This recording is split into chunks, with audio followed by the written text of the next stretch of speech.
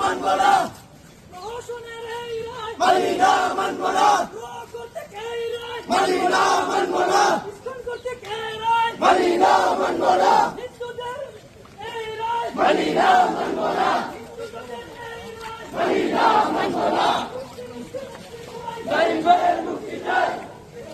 إن الله اشترى من المؤمنين أنفسهم وأموالهم بأن لهم الجنة উপস্থিত তৌহিদি জনতা, আমরা জানি আমাদের প্রিয় ভাই হাফিজ সৈয়দ নাঈম আহমদকে তার জিন্দেগির সিংহভাগ সময় জালিম শাহীর কারাগারে শেষ করতে হয়েছে।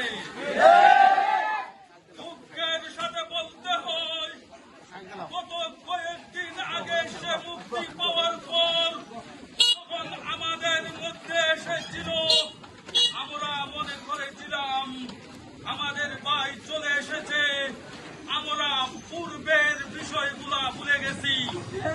কিন্তু বর্তমান এই জালিম শাহীও জানিয়ে দিতে চায়, আমরা আলিম উলামার বিরুদ্ধে যেমনই ভাবে আমাদের পূর্বসূরীরাও ছিল, আমরাও আলিম উলামার বিরুদ্ধে।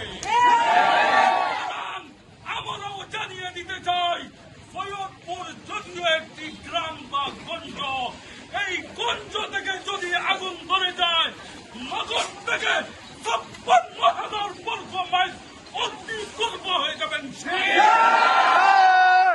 সম্মানিত তৌহিদি জনতা, আমরা এই সরকারকে জানিয়ে দিতে চাই এবং আমরা জানি এই সরকার ইসলাম বান্ধব, আলিম উলামা বান্ধব। অনীতি বিলম্বে হাফিজ নাঈমকে মুক্তি দিয়ে জানিয়ে দিন আমরাও ইসলামের পক্ষে, আলিম উলামার পক্ষে। ওয়া আখিরু দাওয়ানা আলহামদুলিল্লাহি রাব্বিল আলামিন। সংগ্রামী সৈয়দপুরবাসী, এই পর্যায়ে আপনাদের সম্মুখে গণপ্রতিনিধির বক্তব্য রাখবে আমরা যার জন্য